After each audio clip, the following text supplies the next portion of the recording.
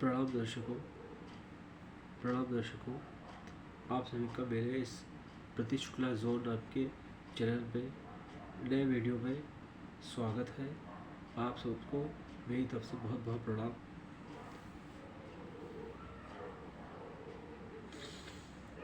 आज का सब्जेक्ट क्या है, मैंने एक लेख लिखा है कुछ, मैं वो आपको पढ़ के सुनाना चाहता हूँ जो मेरे विचार हैं।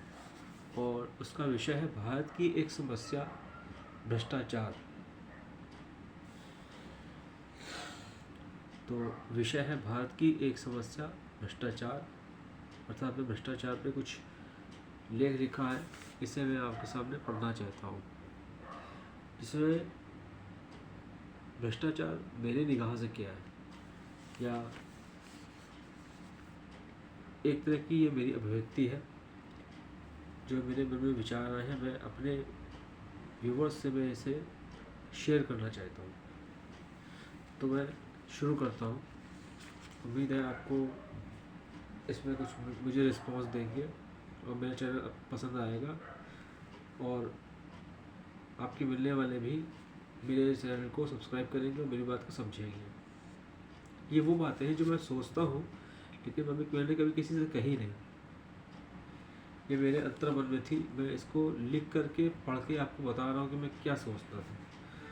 तो दोस्तों, मैं शुरू करता हूँ। दोस्तों एवं मेरे प्रियजन दर्शकों, हम सभी, जिसमें मैं और मेरे रिश्तेदार भी शामिल हैं, बचपन से सुनते आ रहे हैं कि भारत की एक समस्या है और हर फसाद की जड़ है हमारे देश में भ्रष्टाचार। और हम ये जानते हैं कि इसको मूल रूप से अर्थात जड़ से निपटाने का काम आज़ादी से लेकर आज तक, बल्कि आज तक नहीं बल्कि अभी तक चल रहे क्षण तक, किसी भी पार्टी की सरकार ने साफ दिल से और अंतरात्मा से नहीं किया है। और आगे भविष्य में इस पर कुछ कार्य किया जाएगा, ये तो राम ही जाने।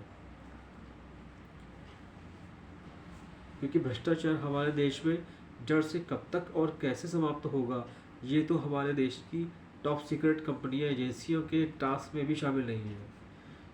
ऐसा मैंने इसलिए लिखा है क्योंकि अब कानूनी जो पेज फंसते हैं उसमें कहीं ना कहीं कानूनी लोग जो हैं उनका कहना है, या जुडिशियल जो एक्ट से जुड़े हुए लोग हैं उनका कहना है कि भ्रष्टाचार एक ऐसी समस्या है जिसका निदान नहीं हो सकता। इसे कम कर सकते हैं, बट इसे ख़त्म नहीं कर सकते हैं।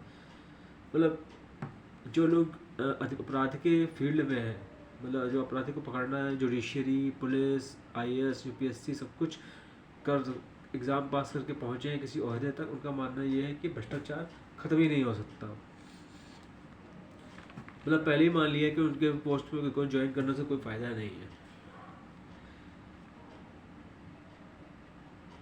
तो मैं कह रहा था, ये हमारे देश की टॉप सीक्रेट कंपनियों एजेंसियों के टास्क में भी शामिल नहीं है।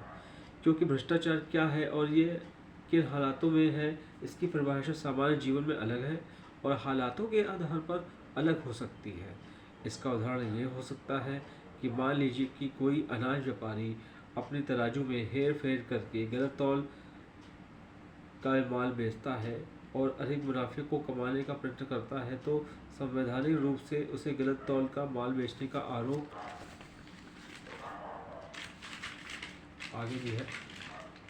आरोप लगाकर उसकी कार्यवाही को आगे बढ़ाया जाएगा। परंतु इस पर मेरे विचार कुछ अलग हैं, जो कि व्यवहारिक और अनुशासन के दायरे में है, जिसे आप दर्शकों से मैं यहाँ शेयर करना चाहता हूँ। मित्रों, अभी जो मैंने भ्रष्टाचार का एक उदाहरण बताया, उस तरह का उदाहरण तो तब प्रकट होता है जब उसे कानूनी चश्मे से देखते हैं, परंतु उसकी शुरुआत तब हो चुकी होती है जब हम सभी बाल्यकाल में होते हैं। उदाहरण के लिए, नंबर 1, जब भारत में कोई बच्चा पढ़ाई से मन चुराता है तो उसे हम पढ़ाई के प्रति रुचि लगने वाली बातें ना कहकर उसे ज़्यादा पैसे कमाने व उसके उदाहरण देने का प्रलोभन देते हैं। नंबर 2, सन 2005 में, मुझे याद है, ये मैं अपने लिए मैंने लिखा है। नंबर 2, सन 2005 में मुझे याद है कि मैंने यूपी बोर्ड 10वीं के एग्ज़ाम दिए थे, और उस वक्त की प्रदेश की सरकार, जो कि समाजवादी पार्टी थी, ने बोर्ड एग्जाम सेंटर को सुकेंद्र करने का लॉलीपॉप छात्र छात्राओं और जनता को दिया था। अब बात करते हैं 18+ यानी जो अभी 18 साल की उम्र पा चुके हैं उन छात्र छात्राओं की। अभी वोटर कार्ड जिनका बनना है और वह पहली बार वोट देने वाले हैं, इनके ईमान को खरीदने के लिए अलग अलग राजनीतिक पार्टियां छात्रों को सुकेंद्र, नौकरी, एमएसएमई का लोन आदि का प्रलोभन देते हैं, जो कि कुछ लोगों यानी कि 140 करोड़ जनता की अपेक्षा जो कुछ लोग हैं उनको उपलब्ध कराया जाता है। परंतु धरातल के पैमाने में देखा जाए तो गरीबी के आंकड़ों को दूर नहीं करता दिखाई पड़ता है। कुल मिलाकर बच्चों, छात्र छात्राओं में निस्वार्थ सेवा के बजाय पैसा और हाई पैसा सिखाया जाता है। युवाओं की पैसा तो चलो एक आवश्यकता है, परंतु छोटे बच्चों को भी अजीब ही शिक्षा उनके घर वाले देते हैं। जब मैं पहली बार 9वीं कक्षा में पहुंचा तो मुझे स्ट्रीम सब्जेक्ट की जानकारी नहीं थी, तो मेरे परिवारजनों से पूछने पर मुझे बताया गया कि स्ट्रीम्स 3 प्रकार की होती हैं। पहली साइड जिसे चुनने पर भविष्य में इंजीनियर बना जा सकता है। दूसरी होती है कॉमर्स साइड जिसे सीए बना जा सकता है या व्यापारी बना जा सकता है। और तीसरी होती है आर्ट साइड जिसे लड़कियां चुनती बताइए। और ये बहुत बेकार सब्जेक्ट है, इसका कोई स्कोप नहीं है। मतलब इस तरह की बातें समाज में होती हैं, जो कि मेरे साथ भी हुई। तो जो मेरे साथ हुआ तो ऐसा थोड़ी ना कि उन्होंने जिन लोगों ने मुझे सिखाया वो मुंह बंद रखा होगा, उन्होंने और लोगों को भी प्रलोभन दिया होगा। जबकि आज के समय में मैंने जाना कि आर्ट साइड सबसे अच्छी स्ट्रीम है, क्योंकि ज़्यादातर यूपीएससी एग्ज़ाम की तैयारी करने वाले स्टूडेंट्स इसी स्ट्रीम के जरिए एक अच्छा लेवल पाते हैं। दर्शकों, उपरोक्त बताए गए मामले के ज़्यादातर छात्र और छात्राओं संग ही चलते हैं।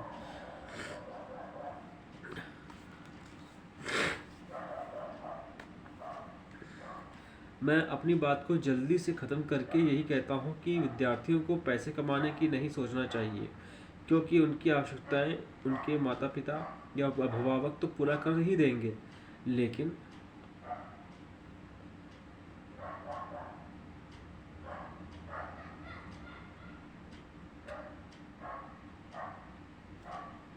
उन्हें अपनी अच्छी पढ़ाई और प्रतिशत के बाद वह पैसा भी कमा ही लेंगे। बल्कि उन्हें ये सोचना चाहिए कि वे विद्यार्थी जब अच्छा पैकेज कमाएं तो उन्हें इस परचेजिंग पावर को क्या खरीद कर किसे चुकाना है या हस्तांतरित करना है। तो मैंने इतना जो है इस पे लेख लिखा था। तो इसमें मैंने ये चिंता इसमें लेख में ये आपके सामने कही है कि आखिर बच्चों को पैसा क्यों कमाना सिखाया जा रहा है। बच्चों को तो ये सिखाना चाहिए कि बेटा अगर तुमने सिलेबस को पूरी तरीके से 100% पढ़ लिया तो 100% मार्क्स लाने से तुम्हें कोई रोक नहीं सकता। तो ये तो समझ में आता है। लेकिन कोई कहे कि एक किडनी को बदलने के 2 लाख रुपए मिलते हैं तो चलो डॉक्टर बन जाओ, तो किस टाइप का डॉक्टर बनेगा आप समझ सकते हैं।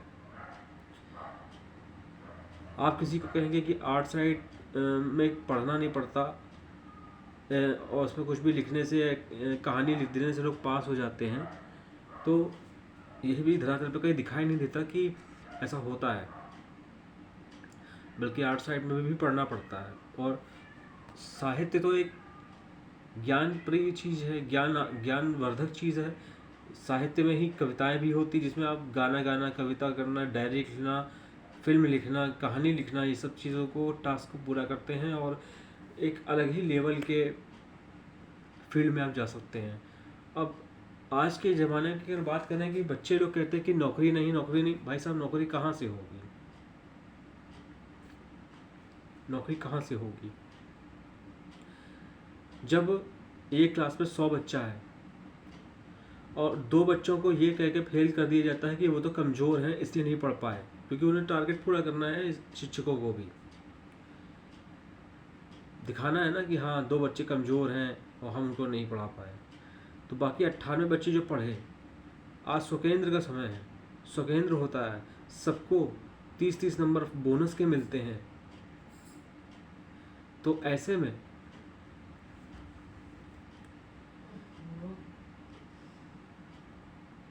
उन बच्चों का भविष्य क्या बनेगा?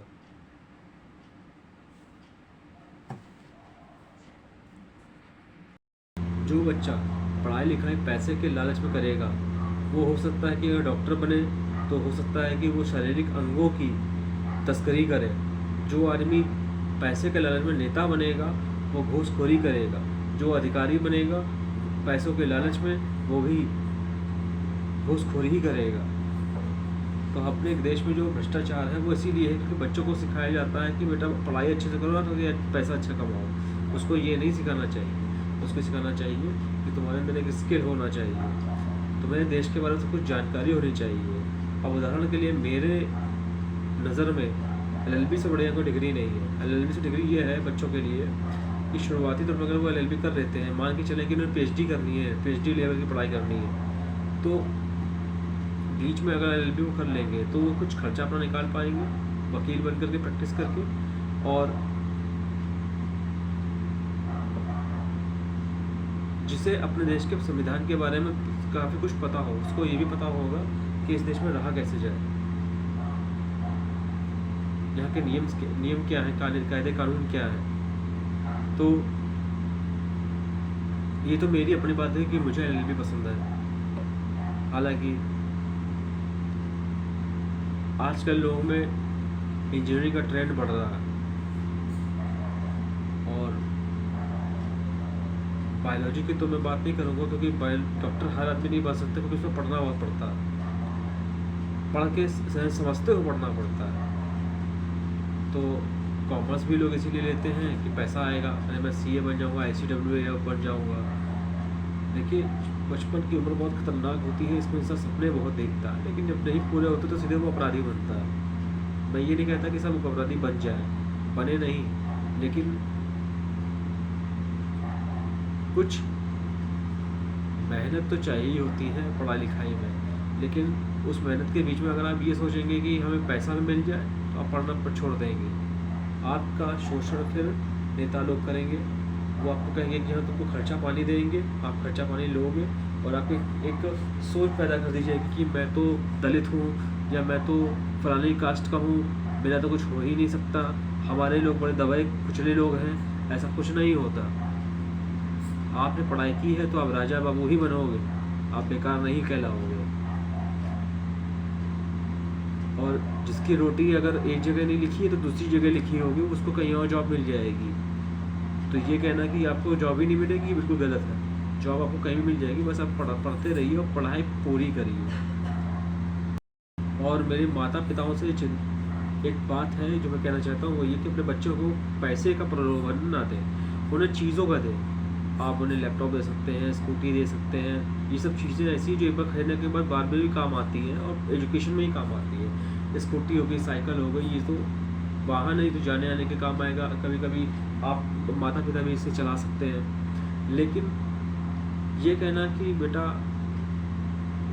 एक किडनी का बदलने का 2 लाख पैसा होता है, तुम डॉक्टर बन जाओ सबसे बड़े कमाओगे, तो ऐसे बात करने से एक अच्छा डॉक्टर बनेगा, देश को मिलेगा, ये ज़रूरी नहीं है। हाँ, एक अपराधी ज़रूर मिल जाएगा जो पैसे की चिंता करता हो, किसी से बिना पैसे के काम न करता हो। क्योंकि सरस्वती और लक्ष्मी एक जगह नहीं रह सकती। आप अगर कोई बच्चा पढ़ाई कर रहा है, कोई विद्यार्थी है, तो उसे सिर्फ और सिर्फ पढ़ना चाहिए और घर के कुछ कामों में हाथ बटाना चाहिए। और हाँ, सबसे ज़रूरी चीज़ है भगवान पे विश्वास रखना चाहिए और सुबह उठ कर के मेडिटेशन और व्यायाम करना चाहिए। क्योंकि इस उम्र में शरीर नया नया बन रहा होता है आपका, जैसे कि 9वीं क्लास से लेकर के इंटर तक के लोग या ग्रेजुएशन तक के लोगों का शरीर बन रहा होता है, अभी पूरी तरह से ग्रोथ हुई नहीं होती है। तो ऐसे में आपके अंदर पॉजिटिव थिंकिंग रहे, उसके लिए भगवान की भक्ति ज़रूरी है। घर में हाथ बटाना थोड़ा बहुत नहीं कि बिल्कुल आप ज़्यादा काम कर भी नहीं पाएंगे, पर थोड़ा बहुत, ताकि मन में कोई व्यथा ना हो और शरीर थोड़ा थके ताकि रात को नींद अच्छी आए, दवाइयाँ ना खानी पड़े।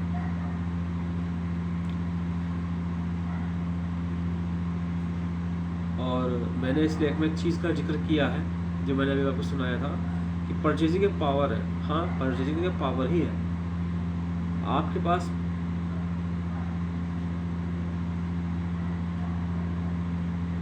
₹1,00,000 हो, लेकिन आपको पता है कि आटा तो जो होता है गेहूं का ही होता है, गेहूं से ही पेट भरता है।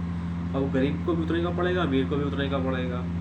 तो अगर ये आप सोचते हो कि मैं ज़्यादा कमाऊँ, मैं 2 लाख कमाऊँ महीना, 3 लाख कमाऊँ, 5 करोड़ रुपए महीना कमाऊँ, तो आप अपने आपके दिमाग को ख़राब कर रहे हो, आप अपनी आदतों को ख़राब कर रहे हो। सादा जीवन उच्च विचार जो कह के चले गए वो गलत नहीं थे, वो सही थे। विवेकानंद के विचार अपनी जगह जीवन में दिखाई देते हैं। अगर आप उन पर चलें तो आपको लगेगा कि विवेकानंद गलत नहीं थे, और वैसा बना भी जा सकता है। वो कोई आसमान से नहीं आए थे, इंसान वो भी। तो भारत में भ्रष्टाचार इसीलिए है क्योंकि हम लोगों को सिखाया जाता है कि हर चीज़ का पैसा मिल जाता है। हम वोट देने जाएंगे तो कोई कहेगा कि वोट डाल दो, तुमको कुछ खर्चा पानी मिल जाएगा, या स्वकेंद्र मिल जाएगा, या MSME का लोन मिल जाएगा, या 15 लाख मिल जाएगा। ये जितने भी इस तरह की बातें करने वाले लोग हैं, चाहे वो लोग हों चाहे वो राजनीतिक पार्टियाँ हों, ये आपका शोषण करना चाहती हैं। याद रखिए, एक विद्यार्थी का सबसे बड़ी ताकत सरस्वती माता जी होती है।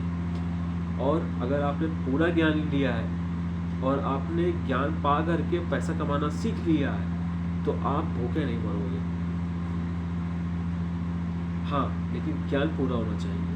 अगर आपको हिंदी अच्छी लगती है तो हिंदी में आप PhD कंप्लीट करें, या आपको पढ़ने में मन नहीं है तो आप B.Ed और MA को कंप्लीट करके कहीं पे टीचिंग का कोर्स करके टीचिंग लाइन में जा सकते हैं, ताकि पैसा भी आए और आपका ज्ञान भी बचा रहे। नई किताबें आप पढ़ो तो आपको दिमाग में ज्ञान भी आए कि नया क्या आ रहा है, सिलेबस अब क्या बदल रहा है, और आप लोगों को पढ़ा रहे होंगे। तो जाहिर सी बात है कि सामने जो पढ़ने वाले बच्चे हैं वो आपसे कुछ सीखेंगे, तो आप दूसरे का भी भला कर रहे हो। टीचिंग से बढ़िया कोई लाइन नहीं है, टीचिंग ही सबसे बढ़िया लाइन है।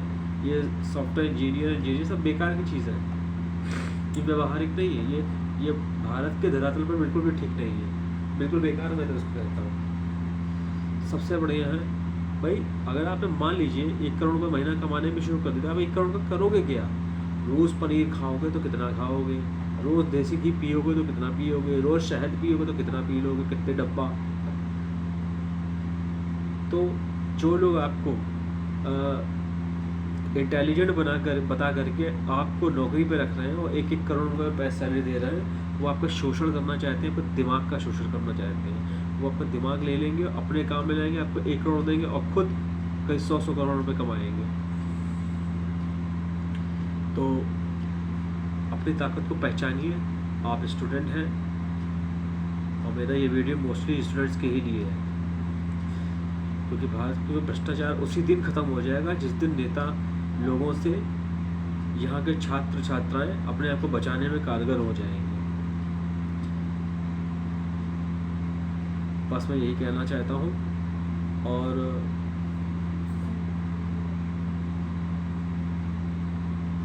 मेरा जो लेख मैंने आपको सुनाया उसके बारे में आप कुछ कहना चाहते हो तो उसे कमेंट बॉक्स में कमेंट कर सकते हैं। और नए व्यूवर्स मेरे चैनल को सब्सक्राइब कर लें। प्रणाम।